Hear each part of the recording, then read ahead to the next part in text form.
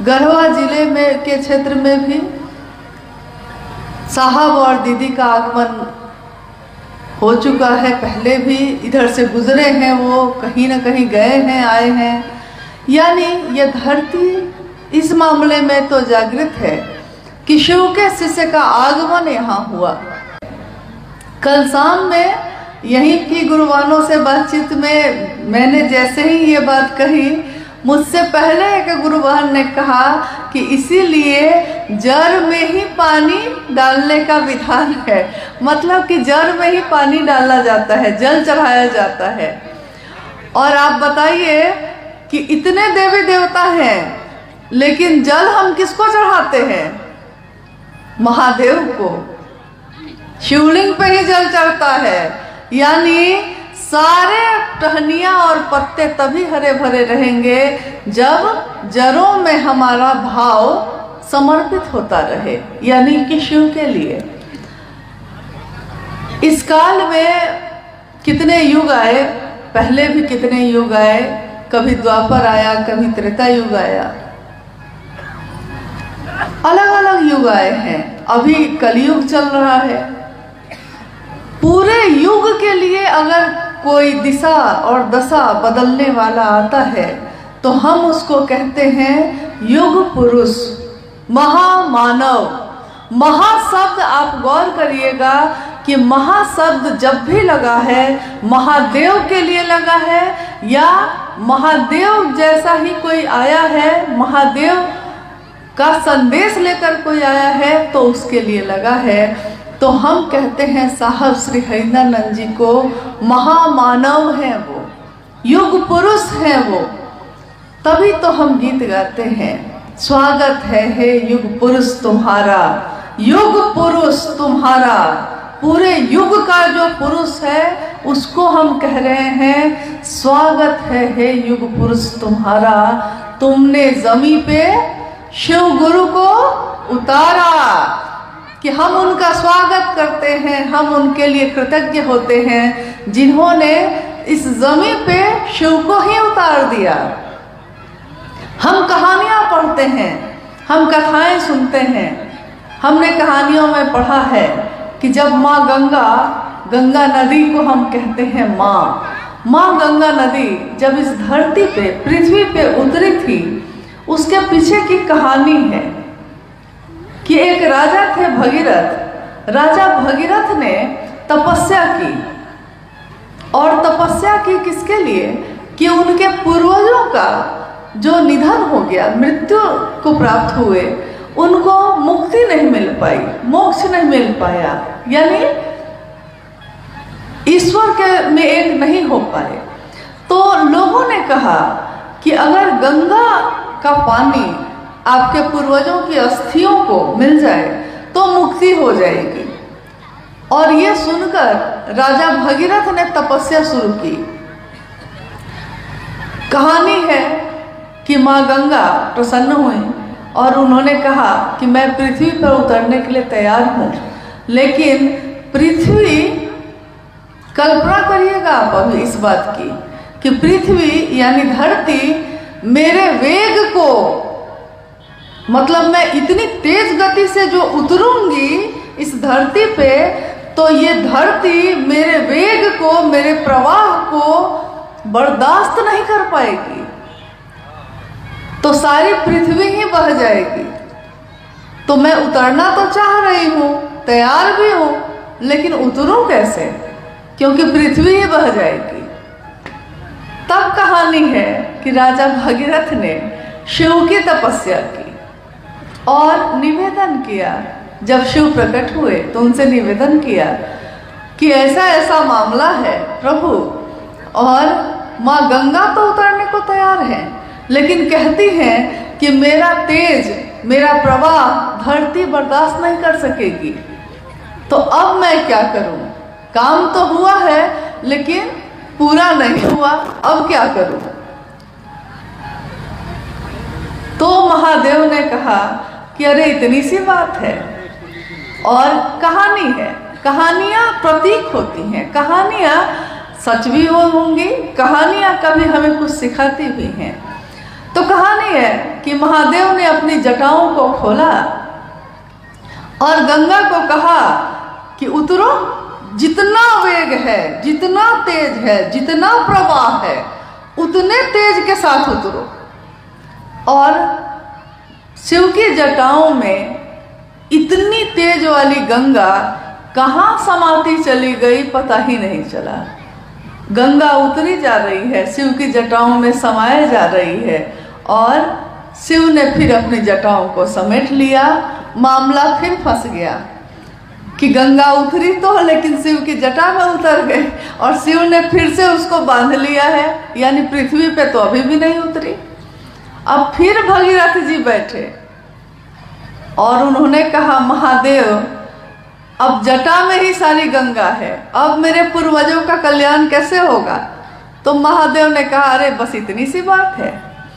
और कहते हैं कि महादेव ने अपनी एक तरफ की जटा थोड़ी सी हटाई, गंगा का पानी पतली धारा के रूप में वहां से निकला, और एकदम उसका सारा तेज शांत, सारा प्रवाह एकदम शांत, सारी गति एकदम सामान्य होकर धरती पे उतर गई।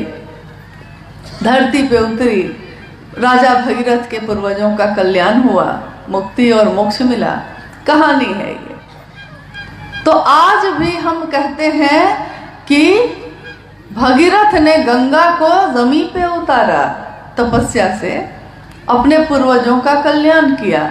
लेकिन इस सारी कहानी में हम भूल गए कि इस सारी कहानी में गंगा का इतना तेज महादेव के लिए कोई बहुत मामूली सी बात थी, और उनका रिसाव यानी उनका धरती पे उतरना ये भी महादेव के लिए बहुत आसान बात थी। तो बड़ी से बड़ी गति को, बड़े से बड़े तेज को, बड़े से बड़े प्रवाह को जो महादेव पल में, क्षण का भी क्षण नहीं लगता, सेकंड का भी सेकंड नहीं लगता, और उसको अपनी जटाओं में शामिल कर लेते हैं। आप कल्पना करिए सिर्फ कि इस धरती पे उस शिव को ही उतारा है साहब हरिंद्रानंद जी ने, तो उस साहब हरिंद्रानंद जी की ऊर्जा क्या होगी, जिसने शिव की शिष्यता को ही जमीन पे उतार दिया है। जमीन पे ही ऐसा वैसा नहीं उतारा, इतना उतारा, इतना उतारा कि आज घर घर में शिव की बात हो रही है। लोग, कोई भी आदमी, अमीर हो, गरीब हो, किसी भी जाति, किसी भी धर्म का हो, शिव को अपना गुरु बना रहा है। अब इससे कोई फर्क नहीं पड़ता कि वो कैसे जीता है, क्या खाता है, क्या पीता है, कैसे रहता है, कैसा जीवन जीता है। महादेव को इससे कोई फर्क नहीं पड़ता।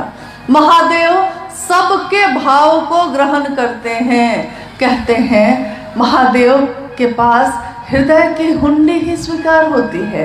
हृदय की हुंडी मतलब हृदय ही वहाँ स्वीकार किया जाता है। सामान का वहाँ कोई मोल नहीं है। बड़ी से बड़ी संपदा का, जिसने सबको संपदा बांटी हो, उसको हम क्या संपदा देंगे? जिसकी दया, जिसकी करुणा से फूल खिलते हैं, बारिश होती है, उसको हम क्या जल चढ़ाएंगे, हम क्या बेलपत्र चढ़ाएंगे? यानी महादेव भाव के भूखे हैं, भाव ही वहाँ ग्रहण होते हैं। और अभी अभी मैंने कहा कि आप कल्पना कर लीजिए कि जिस शिव के बारे में हम बात भी करने की बिसात नहीं रखते, तेरी चर्चा कर सकूं मैं इतनी बिसात क्या है। अभी अभी भाई क्या नाम है उनका, ईशु गोस्वामी जी, हाँ, गा रहे थे। बहुत दिनों बाद मैंने ये भजन सुना। साहब और दीदी, दीदी नीलम आनंद जी भी इस भजन को गाती थी, या उनके सामने उस समय पुराने गुरु भाई लोग गाते थे। आजकल देखती हूँ कि पुराने भजनों का प्रचलन थोड़ा कम हो गया है, लेकिन जैसे ही ये भजन बजने लगा, साहब और दीदी की सारी स्मृति ऐसे उभर के आई कि लगा जैसे वो बैठे हैं और हम सब उनके सानिध्य में बैठे सुन रहे हैं कि हे महादेव, मैं आपकी चर्चा कर सकूं इतनी बिसात भी मेरी नहीं है, आपको नमन भी कर सकूं इसके योग्य भी हम नहीं हैं, लेकिन तब भी आपकी चर्चा कर रहे हैं, आपको नमन कर रहे हैं। मामूली बात नहीं है ये। तो हम जिस चीज़ को बहुत मामूली समझते हैं, अरे चर्चा ही न है, चर्चा है कर लेंगे, महोत्सव न है आयोजित कर लेंगे, फटाफट करना है कर लेंगे, कौन सी बड़ी बात है, हम सोचते हैं। लेकिन हम उस समय ये नहीं सोचते कि हम किसकी बात कर रहे हैं। हम उस महादेव की बात कर रहे हैं जिनके बारे में दुनिया ने अनेक नामों से नवाजा है। महादेव को, एकमात्र महादेव को अघोरेश्वर कहा गया, यानी अघोर के भी जो ईश्वर है, अघोर जो कभी घोर नहीं होता, कुछ भी हो जाए वो परम शांत ही रहते हैं। अघोरेश्वर, अघोरों के भी ईश्वर। और अघोरा कहा गया माँ काली को, यानी शिव की शक्ति को, यानी शिव और उनकी शक्ति अघोर है, अघोरा है, बाकी सब है तो घोर है। लेकिन साहब हरिनानंद जी ने लिखा है और उन्होंने अपनी चर्चाओं में भी कहा है कि शिव क्या है, वो आवेश रहित आवेश है। आवेश रहित आवेश, ये पढ़ने पे समझ में नहीं आता है, लगता है कि कोई बहुत बड़ी बात हो रही है। लेकिन इसको समझने के लिए आप ऐसे समझ सकते हैं कि आवेश रहित आवेश का अर्थ ये होता है कि पूरी ताकत है, पूरी ऊर्जा है, यहाँ तक कि जितने भी आवेश यानी कि जितनी भी ताकत, जितनी भी शक्ति, जितनी भी ऊर्जा पैदा होती है वो एकमात्र महादेव के पास से ही पैदा होती है और कहीं से नहीं। जहाँ से सारी धाराएं निश्रित हुई हैं, जहाँ से सारे आवेश पैदा होते हैं, वो खुद शिव परम शांत अघोर है, अघोरेश्वर है, परम शांत है। लेकिन याद रखना है हम लोगों को, आवेश है, आवेश रहित बन के बैठे हैं। आवेश नहीं है ऐसा नहीं है, सारी चीजें वहीं से निकलती हैं। जैसे आपने देखा होगा कि हमारे घर में बिजली का तार लगा होता है, तो बिजली के तार के ऊपर रबर चढ़ाया रहता है। अगर वो रबर कहीं से कट जाए और आपका हाथ उससे छू जाए तो क्या होगा? इतना तो आप लोग जानते हैं कि क्या होगा, करंट लगेगा। कह रहे हैं भाई कि करंट लगेगा, और ऐसा वैसा नहीं लगेगा। जितना वोल्ट का उसमें रहेगा सप्लाई, उतना वोल्ट का झटका लगेगा। अगर कम है तो हल्का लग के रह जाएगा, लेकिन अगर 440 है तो उसी में चिपक के रह जाते हैं लोग, नहीं। लेकिन उसी आवेश में, उसी ऊर्जा में रबर चढ़ा हुआ है या तांबा का तार से ऊपर से कवर किया हुआ है, तो छोटा बच्चा भी उस तार के ऊपर कूदता है, हाथ से उठा के इधर से उधर रख देता है, फेंक देता है, कोई फर्क नहीं पड़ता, उसको करंट नहीं लग रहा है। लेकिन करंट है उतना ही, 440 वोल्ट है उसमें, लेकिन उसके ऊपर एक परत चढ़ी हुई है जिसके कारण आप उसको छू सकते हैं, आप उसको पकड़ सकते हैं। प्लग उठा के आप प्लग को जिसमें लगाते हैं, जैसे ही प्लग अंदर लगता है उस करंट से उसका संपर्क होता है और पूरे तार में वो करंट आ जाता है। यानी आवेश पूरा का पूरा है वहाँ, लेकिन रबर चढ़ा हुआ है, इसलिए आवेश होते हुए आवेश रहित हैं। महादेव भी वैसे ही हैं। सारे काल को भी जिससे डर लगता है, सारी ऊर्जा का जहाँ से अक्षय स्रोत है वो, लेकिन हमारे आपके जैसे लोगों को के लिए कि हम उनको सुन सकें, हम उनको महसूस कर सकें, हम उनके बारे में बात कर सकें, वो महादेव आवेश रहित होकर बैठा है। तो दुनिया ने कहा कि भोला है ये, भोला बाबा, और किसी को कहा है दुनिया ने, सबको कहा है भगवान है, कोई गलती हो गई तो बड़ा दंड मिलेगा। लेकिन महादेव को तो हम शुरू से बाबा ही समझते आए हैं। महादेव तो अपने हैं, महादेव तो ऐसे हैं जिनको कैसे भी जल चढ़ाइए वो खुशी हो जाते हैं। यहाँ तक कि साहब ने एक बार एक कहानी सुनाई। कहा उन्होंने कि एक जंगल जैसी जगह पे छोटा सा एक मंदिर था, तो मंदिर में शिवलिंग की स्थापना थी, शिव का मंदिर था, शिवलिंग की स्थापना थी। तो चूंकि अब शिवलिंग है तो रात में वहाँ कोई रहता नहीं था कि कौन क्या लूट के ले जाएगा। और मंदिर में बड़ा पहरा रहता है, लेकिन जहाँ पे शिवलिंग की स्थापना हो वहाँ कोई पहरा नहीं रहता, क्योंकि सबको लगता है कि यहाँ से लूटेगा भी तो क्या लूटेगा, सोना चांदी तो है नहीं यहाँ। लेकिन ऐसा हो गया कि वहाँ किसी भक्त ने भाव में आके वहाँ सोने की घंटी लगा दी। अब जंगल में है, लेकिन तब भी उसके पहरा के लिए कोई वहाँ नहीं रुका। एक रात की बात है, एक चोर जिसका पेशा था चोरी करना, चोरी करके ही वो अपने घर को चलाता था, चोरी करने निकला। सब घर में वो अपना देख लिया, बेचारे को कहीं पे मौका नहीं मिला चोरी करने का, चोरी नहीं कर सका। अब बेचारा थक के, है वो चोर लेकिन है तो इंसान, भूख तो उसको लगती है, परिवार को तो भोजन उसको भी देना पड़ता है।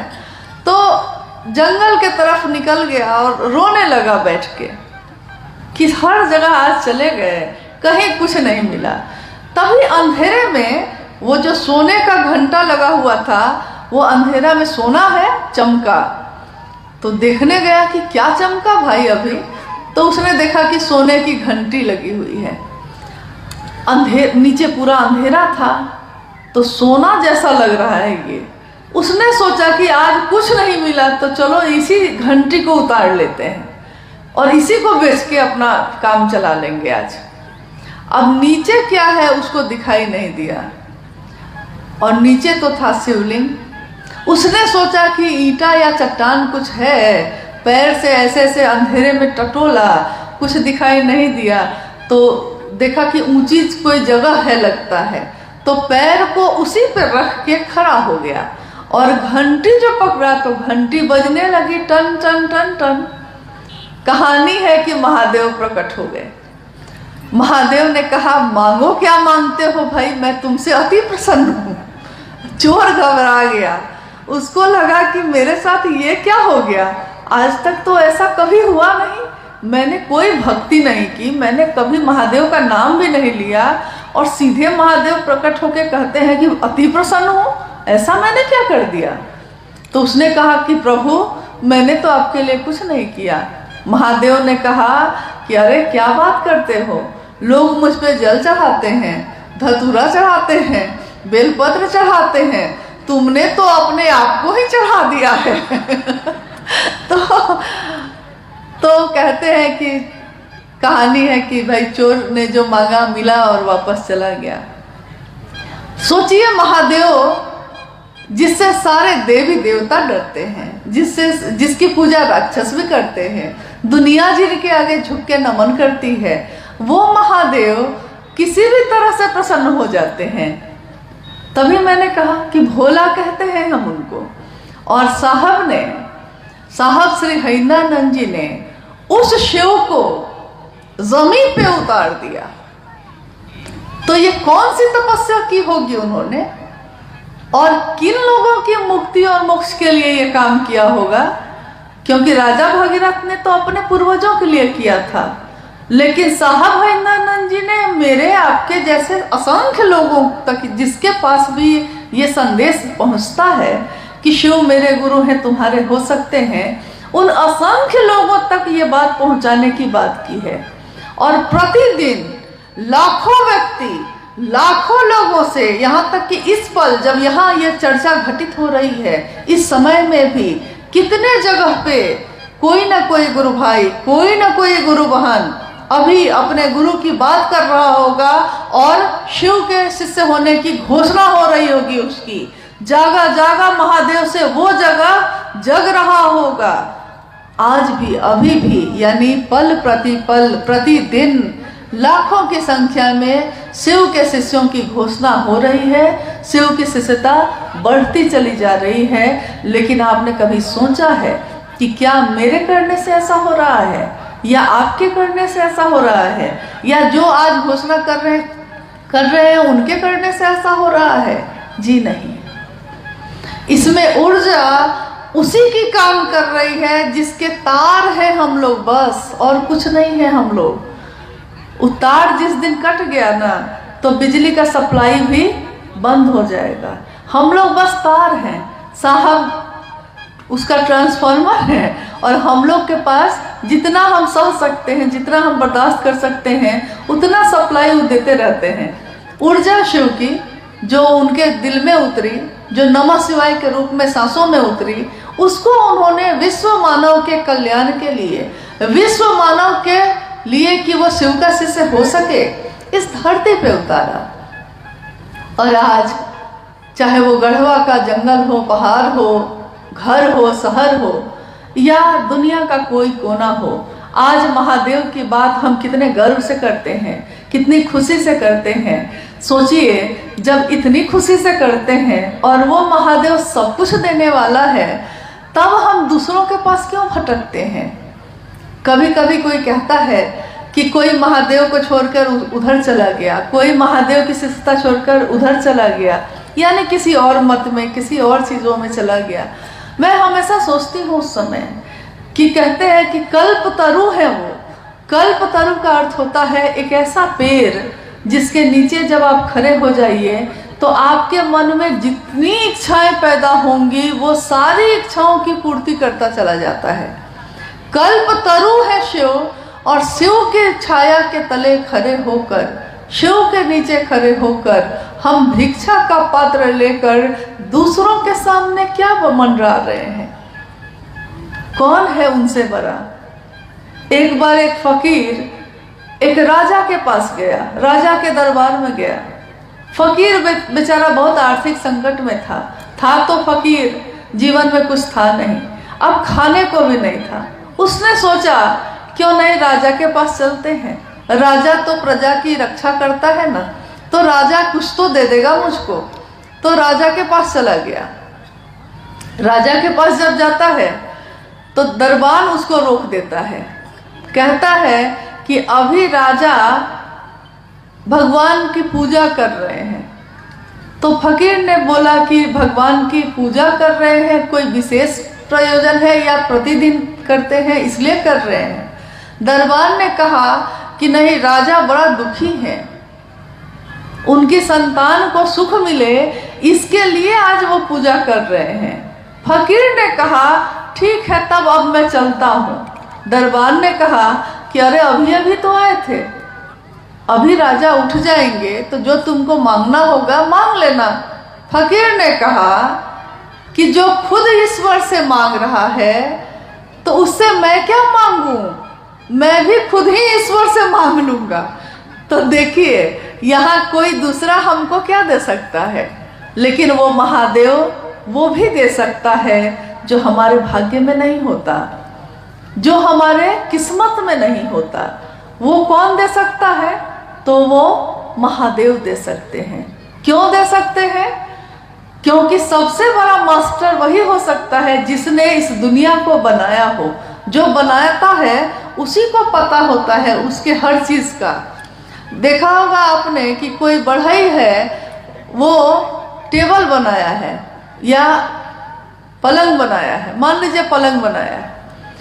अब वो पलंग में कहीं कहीं कुछ खराबी हो रही है, तो आप उसी बढ़ई को खोजने जाते हैं। क्यों? क्योंकि दूसरे बढ़ई को बुलाइएगा तो उसको खोजना पड़ेगा, कौन काटी कहाँ लगा है, कैसे लगा है, कैसे ठोका गया है। लेकिन जिसने बनाया है उसको पूरा का पूरा पता है कि कहाँ बड़ी कांटी लगी है, कहाँ छोटी, कहाँ कौन लकड़ी लगी है, कहाँ कौन तख्ता लगा है, सब पता है उसको। तो सबसे अच्छा वही बना सकता है। महादेव की इच्छा से ये सृष्टि बनी, महादेव की इच्छा से ये दुनिया बनी, तो महादेव से अच्छा कौन जानेगा कि मेरे मन की बीमारी कैसे ठीक होगी?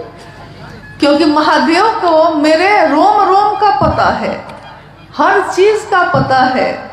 और वो जिनके बारे में कहा जाता है कि करता करे न कर सके, शिव चाहे सो होए, तीन लोक नौ खंड में शिव से बड़ा न कोई। शिव से बड़ा कोई भी नहीं है तीनों लोकों में, नौ खंडों में। तो जो वो चाहते हैं, शिव की इच्छा में ही बल है, जो शिव चाहते हैं वही होता है। तो जब हम शिव के पास खड़े हैं, जब शिव हमारे गुरु हैं, जब वो शिव ही हमको सब कुछ दे सकते हैं जो मेरे लिए जरूरी होगा, तो हम दूसरों के पास क्यों भटक रहे हैं? और इतनी बड़ी विधा दुनिया में जहाँ भी हम लोग जाते हैं, जहाँ भी साहब हरिंद्रानंद जी के इस संदेश को दोहराते हैं, वहाँ के लोग कहते हैं कि इतनी सुंदर बात तो हमने आज तक सुनी नहीं। कितनी अद्भुत बात है, कितनी अच्छी बात है। महादेव मेरे गुरु होंगे, मैं उनका शिष्य होऊंगा। अरे हम लोग को आता ही क्या है, क्योंकि कोई मामूली गुरु के पास भी गए हैं तो वो पात्रता खोजते हैं, योग्यता खोजते हैं। कहते हैं कि तुम मंत्रों का जप कर सकोगे ना, तुम साधना उपासना कर सकोगे, तब मेरे पास बैठो। तुम किस कुल के हो, तुम किस जाति के हो, तुम किस धर्म के हो, तुम ब्रह्मचारी हो कि तुम शाकाहारी हो। इतनी शर्तें हैं, इतने बंधन हैं, इतनी वर्जनाएं हैं कि जाते जाते लोग थक गए और हर जगह कुछ विशेष लोगों को ही वो शिष्य बनाते हैं, हर व्यक्ति शिष्य नहीं बन पाता। लेकिन साहब हरिंद्रानंद जी ने एक ऐसी विधा दी जिसमें उन्होंने कहा कि हर व्यक्ति परमात्मा पथ का अधिकारी है। हर व्यक्ति, न कोई छोटा है न कोई बड़ा है, समान है। जो 30 साल पहले शिव का शिष्य बना था सो, जो आज का आज अभी अभी बना है वो, उन दोनों में कोई अंतर साहब हरिंद्रानंद जी ने नहीं माना। उन्होंने कहा कि रेगिस्तान में भी, राजस्थान के रेगिस्तान में जहाँ बालू ही बालू है, एक घर यहाँ है तो दूसरा घर यहाँ है, पूरे रेगिस्तान में कहीं साद्वल भूमि नहीं है। साद्वल का अर्थ होता है जहाँ पे हरियाली हो, पानी हो, तो कहीं कहीं एकदम बंजर है, रेगिस्तान है, और उसके बीच में कोई एक साद्वल भूमि है जहाँ पानी पीने को मिल जाता है। वैसी जगहों पे भी साहब कहते हैं कि राजस्थान के मरुस्थल में भी किसी ने अगर अभी अभी अपने नाम की घोषणा की है, वो भी मेरे कलेजे का टुकड़ा है। इसलिए हम लोग को ये भ्रम नहीं होना चाहिए कि कोई विशेष ही होगा जो उनके कलेजे का टुकड़ा होगा, ऐसा नहीं है। जिसने भी साहब के विचारों को अपनाया है, जिसने भी शिव के इस संदेश को अपने जीवन में उतारा है, शिव उसके गुरु हुए हैं। और साहब हरिंद्रानंद जी का आशीर्वाद, उनका साथ, माँ नीलमानंद जी की ममता उसके साथ चल रही है। अगर नहीं चल रही होती तो हमारे आपके में ऐसी तो कोई बात नहीं है। नहीं कहते हैं ये तो कर्म है उनका, वरना मुझ में तो ऐसी बात नहीं, मुझ में ऐसी बात नहीं है कुछ भी कि हमसे कोई मिलता या आपसे कोई मिलता। क्यों आपके मुंह से शिव की वाणी निकलती है, शिव की ऊर्जा काम करती है, लेकिन इस वाणी के निकलने का मूल कारण इस धरती पे कौन है? वो शिव के शिष्य हरिंद्रानंद जी ही हैं। धरती को हमेशा याद रखना होगा कि किसके कारण ये शिव मेरे गुरु हुए, क्योंकि आज तक तो वो शिव थे, लेकिन उस शिव से मिलने की तकनीक हमको मालूम नहीं थी, तरीका मालूम नहीं था। साहब ने कहा कि बस अपने पास, तुम्हारे पास जो ये तुम्हारा मन है, इस मन से ही शिव को पुकारो। कहो कि हे शिव, आप मेरे गुरु हैं, मैं आपका शिष्य हूँ, मुझ शिष्य पर दया कर दीजिए। देखिए हमसे भूल क्या होती है, हम पुकारते हैं शिव को, कहते हैं हे शिव आप मेरे गुरु हैं, मैं आपका शिष्य हूँ, मुझ शिष्य पर दया करिए। लेकिन कहते हैं ये और सोचते हैं दूसरी बात, सोचते हैं कि पेट का दर्द ठीक हो जाता, बीमारी ठीक हो जाती, नौकरी मिल जाती, बिजनेस ठीक हो जाता। कहते हैं कि कोई शर्त होती नहीं प्यार में, कोई शर्त होती नहीं प्यार में, मगर प्यार शर्तों पे तुमने किया। नजर में सितारे जो चमके जरा, बुझाने लगे आरती का दिया। मतलब थोड़ा सा सुख जब जैसे ही आया तो महादेव को छोड़ दिया, आरती का दिया ही बुझाने लगे। नहीं, और कोई शर्त प्रेम में रखता है कोई? अपने बेटा से कोई शर्त रखा है आपने कभी कि हम तुमको प्रेम करते हैं, लेकिन शर्त है कि तुम मेरी सेवा करोगे तभी हम तुम्हारा लालन पालन करेंगे? मैंने कभी अपने बेटे बेटी से ये शर्त नहीं रखी। मैंने अपने भाई से ये कभी नहीं कहा कि भाई तुम हमेशा मुझको प्रेम से बोलोगे तभी मैं तुमको राखी बांधने आऊंगी, अगर किसी दिन मुझसे झगड़ा किया तो नहीं बांधूंगी। ऐसा किसी बहन ने अपने भाई से किया है? यानी प्रेम शर्त नहीं रखता, लेकिन शिव से प्रेम करने की ये विधा, ये तीनों सूत्र, जिसमें पहला सूत्र है दया मांगना, इसमें हम रखते हैं, बोलते हैं दया करिए, लेकिन रखते हैं शर्त। महादेव अगर आप मेरा ये काम पूरा कर दीजिएगा तो हम मनौती चर्चा करेंगे। करते हैं कि नहीं? क्यों? जबकि आप ये कह सकते हैं कि महादेव मेरे पास कुछ भी अच्छा होगा हम आप ही का नाम लेंगे, लेकिन काम आप वही कर रहे हैं, लेकिन बोलने का तरीका बदला कि नहीं? महादेव मेरे जीवन में अगर कुछ भी अच्छा होगा तो आप ही ना मेरे सबसे ज्यादा अपने हैं, तो हम आप ही की चर्चा करेंगे।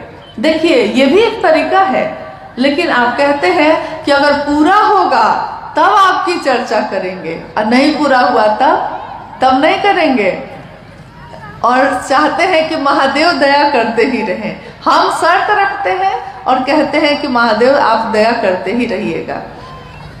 और महादेव की दया एक शिष्य पर जब हो जाती है तो उस शिष्य में कोई गुरु अपने शिष्य को अपने जैसा बनाता है। महादेव भी जब गुरु होंगे अपने शिष्य को अपने जैसा बनाएंगे। महादेव को कहाँ फर्क पड़ता है?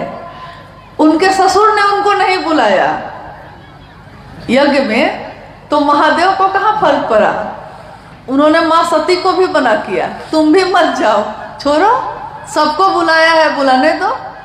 न मान का भय न अपमान का भय, जहाँ सारी चीजें खत्म हो जाती हैं वो है महादेव।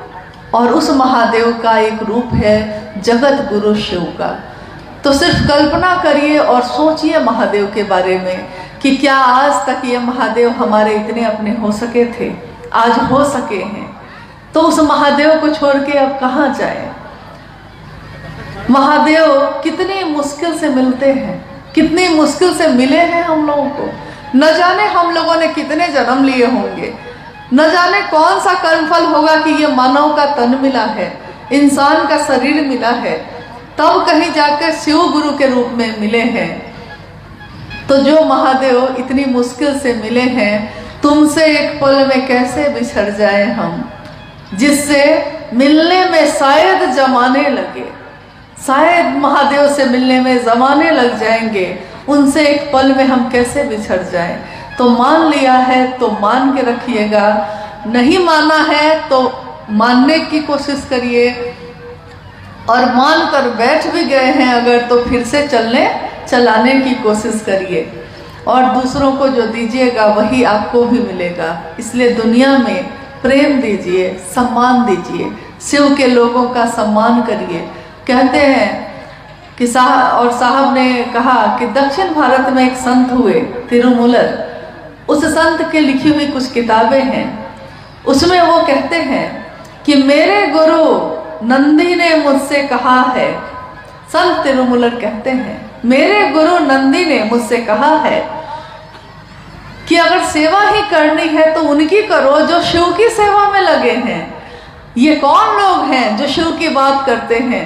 ये वो हैं जो चलते फिरते मंदिर हैं, चलते फिरते मंदिर, जो जहां भी जाते हैं अपने शिव के नाम का दिया जलाते हैं और आगे बढ़ जाते हैं, महादेव से जोड़ते हैं और आगे बढ़ जाते हैं।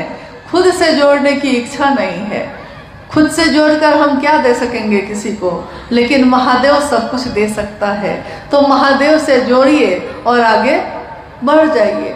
आइए हम लोग कुछ जिज्ञासाओं पे भी बात कर लेते हैं, अगर आई हैं तो। गुरु भोग एवं मोक्ष के अभिन्न रूप से दाता है, कैसे? शिव गुरु भोग और मोक्ष के अभिन्न रूप से दाता है। आप गौर कीजिएगा, इसमें शब्द है दाता, यानी जहां से ये चीज शुरू होती है। शिव दाता है, बाकी दुनिया में कोई भी है जिसने भी शिव से लेकर आपको हमको दिया है उसको कहते हैं प्रदाता, यानी दाता से लेकर देने वाला। तो शिव को कहा गया कि भोग और मोक्ष के अभिन्न रूप से दाता है वो। भोग यानी यहाँ भोग का अर्थ होता है जो लौकिक जीवन का जो भोग है। यहाँ तक कि भोग में आप क्या गिनते हैं? अच्छा घर हो, संतान हो, गृहस्थी अच्छी चले, खेत हो, घर हो, गाड़ी हो, सारी चीजें हो, वैभव हो, लोग मुझको जाने। इस सब के साथ अंतिम शर्त ये रहती है कि लोग जाने कि हम हैं बड़का आदमी यहाँ के। आप सोचिए तो आखिर लोग घर सुंदर से सुंदर बनवाते हैं, लेकिन मैंने कितनी बार देखा है कि इसके लिए नहीं बनवाते हैं कि उनको मन है, वो इसके लिए बनवाते हैं कि बाकी गांव के लोगों का घर कैसा है पहले देख लेते हैं और देखते हैं कि अच्छा इससे बढ़िया घर हम बनवाएंगे, हमको उसको दिखाना है कि उससे बढ़िया घर बनाएंगे, तो वो उससे बढ़िया घर बनाते हैं। तब तक तीसरा आदमी शुरू कर देता है तो वो इससे भी बढ़िया बनवाता है, इसका कोई अंत नहीं होता। तो वो यानी कि सारी चीजों का एक दिन अगर कोई वैराग्य किसी के मन में पैदा हो जाए तो वो सब चीजों का त्याग कर देता है, अपना घर गृहस्थी भी छोड़ देता है, अपना वैभव भी छोड़ देता है, साधु का वेश पहन के रास्ते पे निकल जाता है, किसी आश्रम में चला जाता है। लेकिन एक ऐसा भोग है जिसको वो कभी भी नहीं छोड़ पाता। वो कौन सा भोग है? सम्मान का। सम्मान नहीं छोड़ पाता वो। आपने सुना होगा कि परशुराम जो शिव के शिष्य हुए वो भी, तो परशुराम जी इसी के लिए विख्यात थे कि प्रणाम नहीं किया तो श्राप दे देते थे सीधे। ऐसे कितने ऋषि कुल में भी लोग हुए, सम्मान नहीं छोड़ पाए। किसी ने प्रणाम नहीं किया तो आप इतने क्रोध में आए, किसी ने कुर्सी नहीं दी तो कहा इतने ही में मेरा अपमान हो गया, आप कुर्सी की बात करती हैं। एक बार उस समय संयोजक पद हुआ करते थे गुरु भाई गुरुमानों के बीच, तो बिहार से कुछ गुरु भाई लोग साहब के पास आए हुए थे। साहब उस समय पटना में रहते थे, तो घर में छोटी सी जगह थी, घर में चाय बन रही थी अंदर सबके लिए। साहब ने कहा सबके लिए चाय बनवा दो, तो चाय बनी, चाय सबको दी गई। गलती से एक आदमी जो संयोजक थे गलती से छूट गए।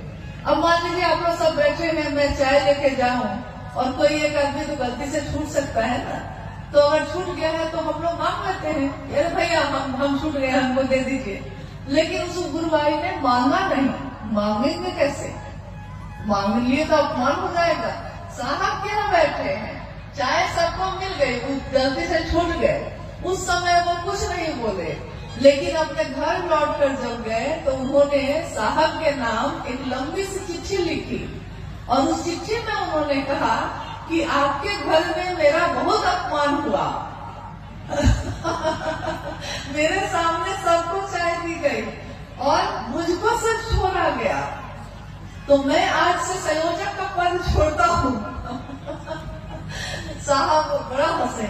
उन्होंने कहा कि बताओ, महादेव की बात करने वाले का मन इससे एक चाय की प्याली से टूट गया।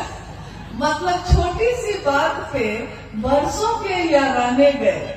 नहीं, छोटी बात पे ही बरसों से दोस्त यार हैं, मामूली सी बात होती है, उसी में जो दिन रात एक साथ खाते पीते थे मुंह फुला के बैठ जाते हैं। तो भोग की बात मैं कह रही थी कि भोग यानी सम्मान सबसे बड़ा भोग है। आप बताइए कि और चीजें आपके पास है या नहीं है, ये नहीं पूछ रहे हैं, लेकिन सम्मान है कि नहीं। कहीं भी आप महादेव की बात लेकर जाते हैं तो कोई आपसे घृणा करता है क्या? आपका अपमान करता है, कुर्सी देता है बैठने को। यहाँ तक कि अगर गुरु बहन चले जाए तो घर के अंदर भी अनजान लोग भी अपने घर के अंदर बैठा लेते हैं कि महिला है, घर के अंदर बैठा लेते हैं, आपसे उनकी चर्चा कर लेते हैं। गुरु भाई कहीं जाते हैं तो दरवाजे पे गांव के लोग जुट जाते हैं, अरे इनको चाय पिलाओ, कितना सुंदर बात कर रहे हैं, महादेव की बात कर रहे हैं, तो चाय पिलाओ, खाना खा के जाइए भाई जी। यानी जहाँ कोई पूछता भी नहीं था मुझको, इसी रास्ते से कर कितनी बार गुजर जाते, क्यों कोई मेरे रहने की व्यवस्था करता, क्यों कोई मेरे लिए खाना बनाता। लेकिन इससे बड़ा भोग और क्या होगा इस धरती पे? सम्मान। गुरु भोग देते हैं, गुरु के नाम पे शिष्यों को सम्मान मिलता है। मोक्ष देते हैं। मोक्ष मतलब मुक्ति, जन्म और मरण के चक्र से मुक्त हो जाना, मोक्ष प्राप्त कर लेना, यानी बार बार जन्म नहीं लेना पड़ेगा, शिव में ही मिल जाएंगे, ऐसा हो जाएगा। महादेव वो भी दे देते हैं। चलिए, आपकी यही इच्छा है तो आपकी यही इच्छा पूरी होगी। लेकिन एक बार साहब ने पूछा चर्चा स्थल पे कि शिव के शिष्यों को अगर गुरु भोग और मोक्ष दोनों देंगे, दोनों दे देंगे, लेकिन जिसने शिव को चाहा है, जो शिव के नाम पे दीवाना है, मस्त है। कल गुरुवार ने कहा कि हम लोग मस्त हैं, महादेव की बात करके हम लोग मस्त रहते हैं। देखिए, जो गुरु के नाम पे मस्त है, दीवाना है, उसको गुरु अगर भोग और मोक्ष दोनों अभिन्न रूप से एक साथ देते हैं, वो लेगा कि नहीं लेगा? क्या करेगा? जिसको शिव से लगन लग गई हो, जो शिव से ही लगन लगा बैठा हो, सूरती के डोरिया गगन बीच लागल, कोई गेले गुरु से स्नेह हो, गुरु से स्नेह हो गया है। सुरती की डोरी यानी यादों की जो डोरी है, कहाँ लग गई है? तो गगन बीच लागल, गगन के बीच जो शिव है ना, वो केंद्र में जो है, मेरी याद, मेरे दिमाग की हर चीज, मेरे दिल की हर चीज वहीं पे लग गई है। तो जो वहां लग गई है, तो उसके बाद महादेव कहते हैं ये भी लोगे कि क्या? तो अब चाहत ही नहीं है। साहब कहते हैं कि जिसने शिव को चाह लिया, उसको शिव भोग और मोक्ष देंगे भी, तो वो लेता कहाँ है? और जन्म भी वो बार बार लेना चाहता है, मोक्ष नहीं चाहता है। मोक्ष लेंगे तब तो खत्म ही हो जाएगा मामला। फिर महादेव का काम तो बहुत बाकी है। तो खाली इसी जन्म में करना है कि अगले जन्म में भी करेंगे हम लोग, कि जन्म जन्म तक ये करते रहेंगे? शिव के लोग शिव का आदेश जन्म जन्म तक करते रहेंगे। तो मोक्ष भी देने आ रहे हैं महादेव, तो हम लेने को तैयार नहीं है। महादेव भी कहते हैं कि हमेशा हमको पागले लोग से पाला पड़ता है। कोई उनके यहाँ ढंग का है, भूत है, बैताल है, पिशाच है, देवता भी है, गंधर्व भी है, सब अलग अलग तरह के लोग हैं। उनको भी लगता है कि देखिए, तो गुरु भोग और मोक्ष दोनों अभिन्न रूप से देते हैं। हाँ, अगर आप लेना चाहिए तो अब आप लेना क्या चाहते हैं? बात तो ये ना है। अगली जिज्ञासा है कि शिव की पूजा एवं चर्चा में क्या अंतर है, समझाने की कृपा की जाए। जिज्ञासा आपने सुनी। शिव की पूजा और शिव की चर्चा में क्या अंतर है? शिव ही है, एक ही सत्ता है शिव। पूजा भी हम कर रहे हैं तो शिव की कर रहे हैं, और चर्चा भी कर रहे हैं, यानी गुरु रूप की चर्चा कर रहे हैं, गुरु मानकर शिष्य बनकर चर्चा कर रहे हैं, तो शिव की कर रहे हैं। लेकिन एक भारी अंतर है दोनों में। भारी अंतर ये है कि शिव की पूजा में श्रद्धा चाहिए, विश्वास चाहिए, समर्पण चाहिए। शिव की पूजा यानी कि पूजा में हमारे बुजुर्ग कहते हैं, हाथ जोड़ के सिर झुकाओ, आंख बंद करो, मन महादेव पे लगाओ, विश्वास रखो, विश्वास करो, समर्पण करो, श्रद्धा रखो, तब होती है शिव की पूजा। और शिव की चर्चा में विश्वास नहीं है तब भी कोई बात नहीं है, श्रद्धा नहीं है तब भी कोई मामला नहीं है, समर्पण नहीं है तब भी कोई फर्क नहीं पड़ता है। यानी साहब महेंद्रानंद जी कहते हैं कि अविश्वास में, अश्रद्धा में, संशय में, विचारों में ही नहीं, कुविचारों में भी शिव आपके गुरु हो सकते हैं। सिर्फ एक विचार, कुविचार मतलब कि महादेव के लिए अगर खराब भी सोच आप रखते हैं ना, तब भी वो महादेव आपसे रिश्ता जोड़ लेता है। आप कुछ भी सोच के सकिए, लेकिन लोहा अगर सटता है पारस से तो सोना ही बनता है, वो कैसे भी सके, तरीका चाहे उसका जो हो। यानी शिव की पूजा में श्रद्धा चाहिए, विश्वास चाहिए, समर्पण चाहिए। और महादेव की चर्चा में विश्वास हो तब भी ठीक, अविश्वास हो तब भी ठीक। मास्टर को कोई फर्क नहीं पड़ता कि आप उस पर विश्वास करते हैं कि नहीं करते हैं। खाली क्लास में चले जाइए, वो मास्टर तो पढ़ा ही लेगा। वो चाहे जबरदस्ती पढ़ाए, चाहे खुशी खुशी पढ़ाए, लेकिन पढ़ा के बच्चा को कलेक्टर बना ही देता है। मास्टर पढ़ा लेगा। तो महादेव के पास जाने के लिए श्रद्धा है तो जाइए, क्योंकि श्रद्धा तो भक्त को होगी, समर्पण तो भक्त को होगी। क्योंकि पहला सूत्र कहता है शिव से दया मांगना याचना की अभिव्यक्ति है, भक्ति की अभिव्यक्ति है। दया मांगना, याचना करना भक्ति की अभिव्यक्ति है। और भक्त कौन होता है? हम लोग अमूमन बोलचाल की भाषा में कहते हैं कि अरे ये अमुक चीज के भक्त हैं, ये इनके भक्त हैं। लेकिन भक्त होना बहुत बड़ी बात होती है। हम जब कहते हैं कि कोई विचार में शिव को गुरु माना है, विचार भी जब घने होते हैं, घनीभूत होते हैं, तब वो भाव बनते हैं। भाव भी जब घनीभूत होते हैं तब वो प्रेम बनता है। प्रेम भी जब घनीभूत होता है तब कहीं जाके भक्त होता है, तब भक्ति होती है। तो क्या वैसी भक्ति हम लोग की है कि शिव नहीं तो कोई नहीं? क्या उमा के जैसा है कि वरहू शंभु नहीं तो रहूं कुंवारी, वरण होगा तो सिर्फ शिव का नहीं तो किसी का नहीं होगा? क्या ऐसी भक्ति है?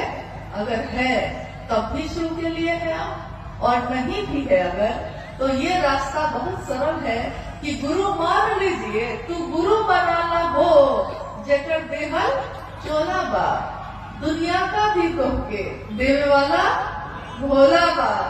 तो दुनिया क्या देती हमको? दुनिया तो कभी प्रेम देती है, कभी अपमान करती है, कभी अपना बनाती है, कभी पराया कर देती है। लेकिन महादेव तो ऐसा नहीं करते। वो एक बार अपने हो जाते हैं तो हमेशा अपने ही रहते हैं। तो शिव की पूजा और शिव की चर्चा में, दोनों में बड़ा भारी अंतर है। लेकिन शिव की चर्चा आपके मेरे मन में धीरे धीरे शिव के विचार को, उन्हीं के भाव को, उन्हीं के प्रेम को, उन्हीं की भक्ति को गहरा करता चला जाता है। और साहब महेंद्रानंद जी ने कहा है कि शिव की शिष्यता में एक ही चीज अनिवार्य है। क्या? शिष्यानुभूति पढ़ी है आपने? साहब की बोली हुई, वो लिखी हुई किताब है, छोटी सी, 1990 के दशक में छापी गई थी। आप में से किसी ने शिष्यानुभूति पढ़ी है? आओ चले, शिव की और किताब में भी है वो। आपने किसी ने पढ़ी है? गढ़वा में कोई पढ़ा ही नहीं शिष्यानुभूति, पढ़े है ना कुछ लोग? तो उसमें एक ही चीज अनिवार्य है, कुछ नहीं है तो कोई बात नहीं, अस्थाई शिष्य भाव, यही एक अनिवार्य चीज है। लेकिन ये अनिवार्य चीज जो है बड़ा मुश्किल है, बहुत कठिन है। लेकिन करत करत अभ्यास के जरमती होते सुजान। करत करत अभ्यास यानी शिव की चर्चा करते करते, शिव की बात करते करते, दूसरे को स्टेशन पहुंचाते पहुंचाते हम भी पहुंच जाते हैं। दूसरे को महादेव का रास्ता दिखाते दिखाते हम भी उस रास्ते पे चलने लगते हैं। कहता है ना, हमको नहीं देखा हुआ है, तुम दिखा दो, तो हम भी तो उस रास्ते पे चल देते हैं। तो शिव की चर्चा करते करते हमारा मन धीरे धीरे धीरे धीरे शिव के लिए अस्थायी भाव से आने लगता है। एक जिज्ञासा है, शिव गुरु को मानते हैं, उनसे दया भी मांगते हैं, नमन भी करते हैं, पर चर्चा नहीं कर पाते हैं, तो शिव मेरे गुरु नहीं होंगे क्या? चर्चा कैसे कर पाए? दया मांग पाते हैं, नमन कर पाते हैं, लेकिन शिव की चर्चा नहीं कर पाते। शिव से दया मांगना, अगर आपने पहला सूत्र ठीक से कर लिया है तो ये हो ही नहीं सकता है कि आप चुप बैठिएगा। क्योंकि उसके बाद तो आप जो बोलना शुरू करते हैं, जो लोग मूक थे, मौन थे, अपने घरों में बंद थे, उन लोगों ने जब शिव को गुरु बनाया तो ऐसा बोलना शुरू किया कि सामने वाला जब मिलता है तो घबरा जाता है, कहता है पहले ही कि हाँ हाँ हो गया, अब इससे ज्यादा मत बोलिए, हम मानने को तैयार हैं, शिव मेरे गुरु हैं। वो इतना बोलेगा कि महादेव को गुरु बनाए भैया, बनाए, कि लास्ट में वो कह देता है कि हाँ भैया अब मत बोलिए, अब थक के वो कहता है कि इससे बढ़िया है कि मांगिए लेते हैं, तो मांग लेता है वो, यानी कि तब भी आप चुप नहीं होते। शिव का ध्यान, शिव का भाव दिल में थोड़ा जागेगा तो मुंह से तो अपने आप ही निकलता है। ये शास्त्र से बोली हुई बात है, ये शिव गुरु का मंच है। बोलिए, आपने कभी किसी को विद्वान, बड़े बड़े विद्वान को आके यहाँ बोलते सुना है? कभी नहीं सुना होगा। हमारे गुरुवान ही बोलते हैं, वही भजन गाते हैं, वही चर्चा करते हैं, वही संचालन करते हैं। यानी शिव शिष्यों की ये दुनिया, हाय रे ये दुनिया, हरिंदर की दुनिया, एक हरिंदर निहाल सारी दुनिया। कैसी दुनिया उन्होंने बनाई है, जिसमें कोई शास्त्र नहीं पढ़ा हमने, कोई किताबें नहीं पढ़ी हैं। कितने लोग तो अनपढ़ हैं, दुनिया जिसको कहती है गंवार वो भी है। लेकिन जब महादेव की बात करना शुरू करते हैं तो लोग ठहर के सुनते हैं कि कौन बोल रहा है ये, भैया ये कहाँ से सीखा आपने, वो कहता है, पूछता है। और भैया या दीदी कहती हैं कि भाई ये तो भैया साहब हरिंदर जी का बात है जो हम कह रहे थे। तो उसने कहा कि क्या एक एक लाइन उन्होंने कही है? तो नहीं, उन्होंने सिर्फ इतना ही कहा था कि महादेव को अपना गुरु बनाना। लेकिन जब अपना बना लिए है ना, तो हृदय में भाव अपने आप ही जगता है और मुंह से आवाज भी, शब्द भी, वाक्य भी अपने आप ही निकलने लगते हैं। यानी कि महादेव का ध्यान थोड़ा सा हो जाए, थोड़ा सा भाव हृदय में जग जाए, तो चर्चा तो आप खुद ही करने लगते हैं, फिर आप रुकिएगा ही नहीं। इसलिए महादेव से दया जो आप कह रही हैं कि हम मांगते हैं, उसको सचमुच में मांगिए। इसके लिए मांगिए कि महादेव आपका काम हो सके, इसके लिए मांगिए। बाकी तो उनकी दया से ही सब कुछ हो जाता है। आप खुद सोचिए, साहब के जीवन में, अभी आपने थोड़ी देर पहले सुना, शिव की शिष्यता की पृष्ठभूमि, व्याप्ति, प्रयोजन, यानी साहब के जीवन की घटनाओं के बारे में आपने सुना। साहब के जीवन में 1974 में उन्होंने शिव को गुरु माना, 1975 में नमः शिवाय मंत्र आया, 1986 में आकाशवाणी हुई थी जिसमें आवाज आई कि तुम जो करते हो दूसरे को करने को नहीं कहते। और उसके बाद, इस घटना के बाद से साहब दूसरों से भी कहने लगे। हालांकि 1982 से उन्होंने शिव की बात शुरू कर दी थी, लेकिन 1986 के बाद से ये बात बहुत रफ्तार से होने लगी। लेकिन पहला सूत्र क्या है? क्योंकि कहा जाता है कि गुरु का आदेश शिष्य के जीवन का आधार होता है। तो इस तरीके से तो आकाशवाणी जो हुई थी, गुरु का आदेश तो वही था, पहला सूत्र तो वही होना चाहिए था। लेकिन पहला सूत्र क्या हुआ? शिव से दया मांगना। यानी शिव से दया मांगना। साहब ने कहा कि मैंने अपने जीवन की घटनाओं से ये समझा है कि ये नमः शिवाय का आना और जाना, ये भी शिव की दया है। ये आकाशवाणी का मुझको प्रेरित करना महादेव के काम को करने का, ये भी महादेव की दया है। मेरे मन में इस श्लोक का गूंजना कि गुरु र ब्रह्मा, गुरु र विष्णु, गुरु र देवो महेश्वर, गुरु साक्षात पर ब्रह्म तस्मै श्री गुरुवे नमः। और मेरे मन में गुरु भगवान होते हैं तो भगवान गुरु क्यों नहीं है, भगवान को ही गुरु मान लिया। ये प्रेरणा मेरे मन में भरने वाले शिव की दया है। उस प्रेरणा के बाद मैंने शिव को गुरु मानने के बाद अपनी पत्नी से कहा, उसके बाद दुनिया के लोगों से कहा, नमः शिवाय आया, आकाशवाणी आई, दुनिया में लोग, कुछ लोग 12 लोग 13 लोग पहले शिव के शिष्य बने, फिर उसके बाद सैकड़ों लोग बने, हजारों बने, लाखों बने, आज शिव शिष्यों की संख्या करोड़ों में है। यहाँ तक कि लोग कहते हैं कि गणना हो सकती है क्या?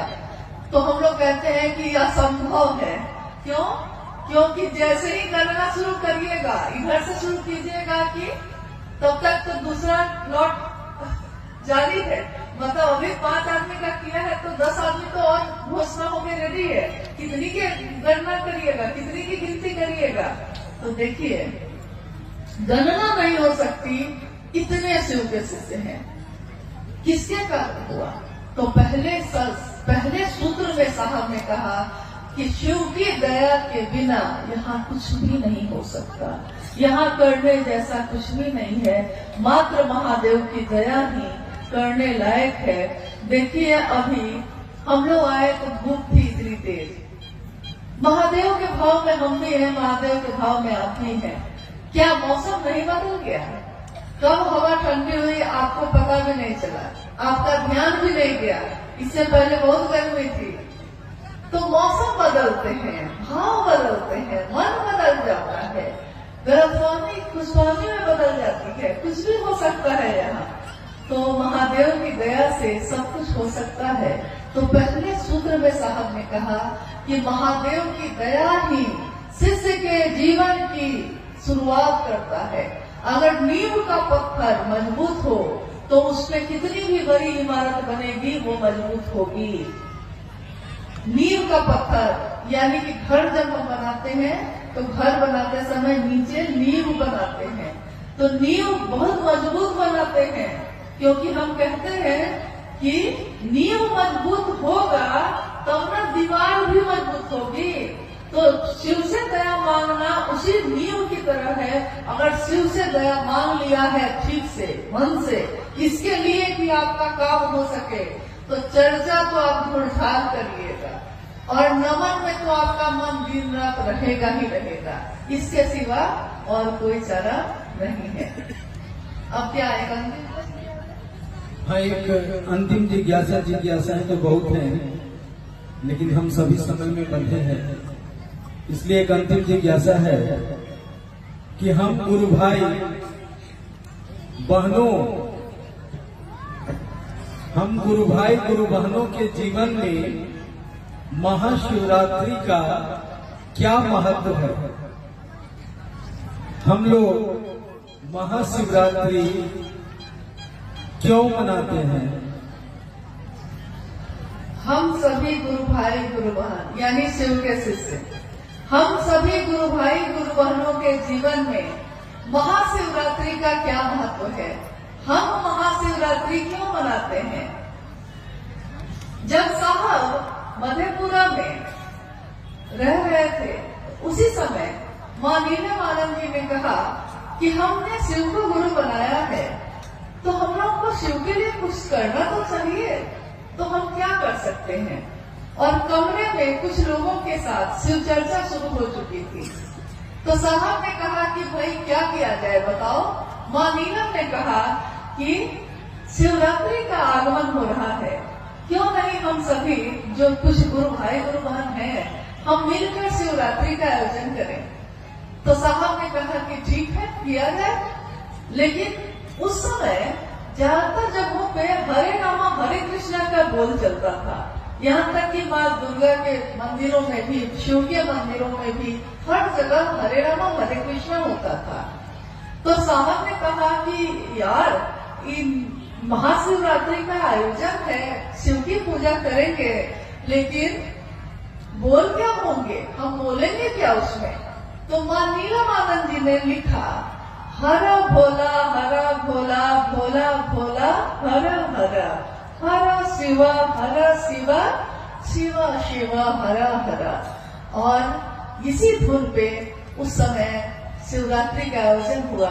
सभी लोगों ने इस धुन पे को गाया। उसके बाद साहब आ गए पटना में जो उनका घर था वो छोटा सा फ्लैट था।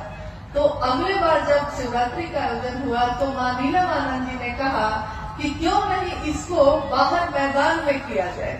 तो फिर उन्होंने इस आयोजन को जो सामने ऑफिसर्स फ्लैट के सामने मैदान था उसमें किया, और उसी में जो छोटा सा माइक लगा हुआ था, हरा बोला करने के लिए जब कुछ देर का हरा बोला हो गया, तो उस समय हरा बोला की समाप्ति के बाद उसी माइक से साहब ने जो लोग वहां जमा थे उन लोगों के बीच शिव की चर्चा की। तो साहब कहते हैं कि शिवरात्रि